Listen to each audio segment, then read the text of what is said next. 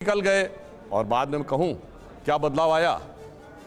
आज श्री राम जन्मभूमि का उभरता हुआ मंदिर देखिए, महाकाल का कॉरिडोर देखिए, काशी विश्वनाथ का कॉरिडोर देखिए, और इतना ही नहीं, उभरता हुआ भारत की शक्ति का प्रतीक नया संसद भवन देखिए।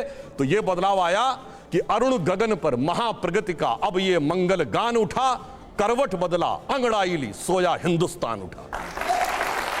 सुप्रिया जी, इन्होंने एक बहुत लंबी फेहरिस्त बताई कि इन्होंने क्या क्या किया। उसमें अंडरलाइनिंग पार्ट ये भी था कि कौन सी चीजें जो आपने सोची आप नहीं कर पाए और कौन सी चीजें जो आपने सोची नहीं वो भी इन्होंने कर दिया। आप लोग कहते हैं कि इन्होंने कुछ किया नहीं, ये न्यू इंडिया नहीं है। आपका तर्क क्या है? नाकामी के 9 साल इसको ऐसे ही नहीं कहा जाता है। ये 9 साल अद्भुत थे क्योंकि इसमें ऐसे ऐसे जुमले हमने सुने जो हमने कभी नहीं सुने थे। मैं छोटी सी बात कहकर अपनी बात शुरू करती हूँ। आज हर व्यक्ति बैंक जा रहा है अपना 1 या 2 या गड्डी 2000 की बदलने के लिए। जो 7 साल अपना लाया हुआ रुपया नहीं चला पाए, वो 70 साल का हिसाब मांगते हैं और 9 साल का सीना ठोक रहे हैं। ये इनकी असलियत है। अब आपको मैं क्रमवार तरीके से बता देती हूँ इस देश ने क्या देखा। इस देश ने 9 साल में सबसे ज्यादा बेरोजगारी देखी, और बेरोजगारी ऐसी देखी कि जब आप सरकार से सवाल पूछिए तो इस देश ने सुना पकौड़े तलो। इस देश ने महंगाई देखी, और जब महंगाई का मुद्दा उठाया गया तो कहा गया हम लहसुन प्याज नहीं खाते हैं। इस देश ने सुना, आगे सुनिए, इस देश में बोला गया 15-15 लाख सबके अकाउंट में आएंगे। 83% जनता की आय कम हो गई है। और आज इंडियन एक्सप्रेस की खबर है फ्रंट पेज की, जिसमें पूरी तरह से अंकित है कि agriculture labour, non agriculture labour और दिहाड़ी मजदूर सबसे ज्यादा प्रताड़ित है। 2014 से उसकी आय नेगेटिव हुई है। यह इनके कीर्तिमान है। लेकिन अब क्योंकि बात हो ही रही है, जो तथ्य इन्होंने दिए, कार मैन्युफैक्चरिंग 7, 1, 2, 3 नहीं, 7 बड़े ऑटोमोबाइल जायंट्स भारत में अपनी दुकान बंद करके चले गए। चाहे वो जीएम मोटर्स हो, चाहे वो फिएट हो, चाहे वो एनफील्ड हो, अपनी दुकानें बंद करके चले गए क्योंकि उनको भरोसा नहीं है सरकार की नीतियों पर। ये मोबाइल मैन्युफैक्चरिंग की बात करते हैं। इस देश ने एक चीज बहुत बड़ी देखी। इस देश ने एक ऐसा प्रधानमंत्री देखा जो जब प्रधानमंत्री नहीं थे तो कहते थे चीन को लाल आंख दिखाएंगे, और जब चीन अतिक्रमण करके बैठा है तो प्रधानमंत्री लाल शर्ट पहन के उनकी जी हजूरी के लिए अपने खाने की थाली छोड़कर खड़े हो जाते हैं। इस देश ने एक ऐसा प्रधानमंत्री देखा जो चीन को सबक सिखाने के बजाय 3 साल से चीन को अपने सबसे बड़ा ट्रेडिंग पार्टनर बनाया हुआ है। चीन और हमारा ट्रेड डेफिसिट $100 बिलियन है।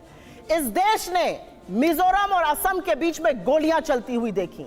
इस देश ने कर्नाटक और महाराष्ट्र के बीच में तनातनी देखी, जहां पर भाजपा की शासन है भूमि को लेकर। इस देश ने मणिपुर को जलते हुए देखा, लेकिन प्रधानमंत्री और अमित शाह जी के मुंह पर एक जरा सी शिकन नहीं देखी।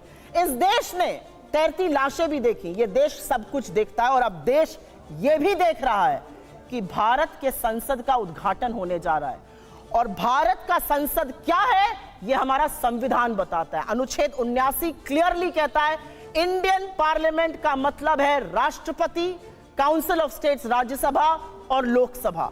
राष्ट्रपति को दरकिनार करके ये मोदी शो जो हो रहा है ये भी देश देख रहा है। किराए के लोग ले जाकर जो बाहर शो होता है वो भी देश देख रहा है। और ये देश आज एक सवाल पूछ रहा है। जब रामनाथ कोविंद जी राष्ट्रपति बने, आपने कहा दलित राष्ट्रपति हैं, दलित राष्ट्रपति, आपने बहुत ढिंढोरा पीटा, अच्छी बात है। उनको शिलान्यास के लिए क्यों नहीं बुलाया गया? क्या राष्ट्रपति का हक नहीं है? आज एक अनुसूचित जनजाति की महिला इस देश की राष्ट्रपति है, उनको इस हक से वंचित क्यों किया जा रहा है? ये सवाल सब पूछ रहे हैं। और आज इतिहास बन रहा है। और मैं अपनी बात यही कहकर खत्म करती हूं कि इतिहास मोदी जी को लगता है इमारतों से बनता है।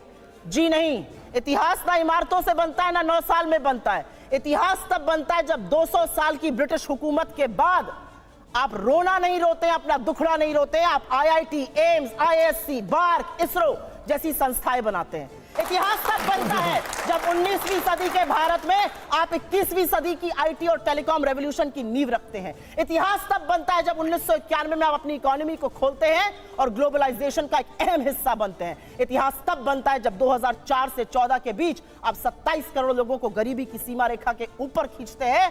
मनरेगा, खाद्य सुरक्षा अधिनियम, right to education, right to information जैसे कानून लाते हैं। एक ऐसा अधिनियम बताएं जो लाए हैं। इन्होंने 23 करोड़ लोगों को इस देश में गरीबी की सीमा के नीचे ढकेलने का काम किया है। यह इनके 9 साल का फलसफा है।